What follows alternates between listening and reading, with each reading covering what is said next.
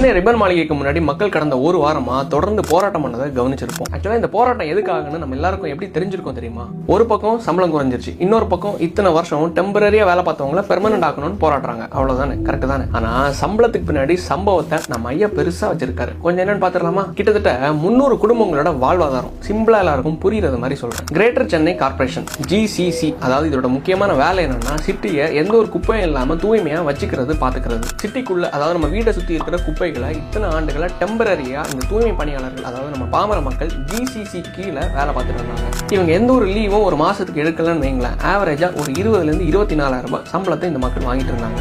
ஆனா இப்ப என்ன பண்ண போறாங்க தெரியுமா? இந்த குப்பைகள் எல்லாத்தையும் அள்ளுறதுக்கும் இதை மேனேஜ் பண்றதுக்கும் சம்பளம் கொடுக்கறதுக்கும் வேலைக்கு ஆள் எடுக்கிறது முதல் எல்லாத்தையும் ஒரு தனியார் கம்பெனிக்கு டெண்டர் கொடுக்க போறாங்க. எல்லாம் ஆல்ரெடி கொடுத்துட்டாங்க. யாரை வேலைக்கு எடுக்கணும்னு, யாருக்கு எவ்வளவு சம்பளம் கொடுக்கணும்னு டிசிஷன் அவனோட கோல்பர்க் டிராவிஸ் ராபர்ட்ஸ், அதாவது KKR பிளஸ் ராம்கி குரூப்புக்கு கீழே வரக்கூடிய டெல்லி MSW சொல்யூஷன்ஸ் லிமிடெட்னு அழைக்கப்படுற ஒரு கம்பெனி தான் கிட்டத்தட்ட 2363 கோடி ரூபாய்க்கு அடுத்த 10 வருஷத்துக்கு டெண்டர் எடுத்திருக்காங்க. முதல் விஷயம், பணி செய்யறவங்களுடைய சம்பளம் 24 இருந்து 12, 13, 14 குறைக்கப்படலாம். வேலையும் நிரந்தரம் கிடையாது. முதல்ல இவங்கள தான் வேலைக்கு எடுக்க போறாங்களான்னு உள்ள அஷூரன்ஸும் கிடையாது. இதுக்கான முக்கிய காரணம் கம்பெனி வடநாடு பிளஸ் வெளிநாடை சார்ந்தது. சம்பளம் குறவுனா எங்க இருந்தும் ஆட்களை இறக்கலாம். இந்த பிரைவேட் கம்பெனிக்கு வழங்கப்பட்ட டெண்டரை கேன்சல் பண்ணவே முடியாதுன்னு கிரேட்டர் சென்னை கார்பரேஷனோட மேயர் பிரியாவும் துணை மேயர் மகேஷ்குமாரும் திட்டவட்டமா அறிவிச்சிட்டாங்க. பாமர மக்களோட பசிய போக்குன்னு இந்த அம்மா உணவகத்தால லாபமே இல்ல, நஷ்டத்துல ஓடுது, அதனால தான் மூடணும்னு பதில் சொன்ன இந்த மேயர் கிட்ட எல்லாம் நம்ம என்ன எதிர்பார்க்க முடியும் இதுக்கு மேல? கொரோனா சமயத்துல நீங்க உட்பட நாங்க மக்கள் எல்லாருமே வீட்டுல சொகுசா இருந்த டைம்ல எங்களுக்காக நம்மளுக்காக இறங்கி வேலை பார்த்த மக்கள் இந்த மக்கள். ஆனா இன்னைக்கு நம்ம ஐயா அவங்களை கைவிட்டுட்டு வெளிநாட்டு கம்பெனியான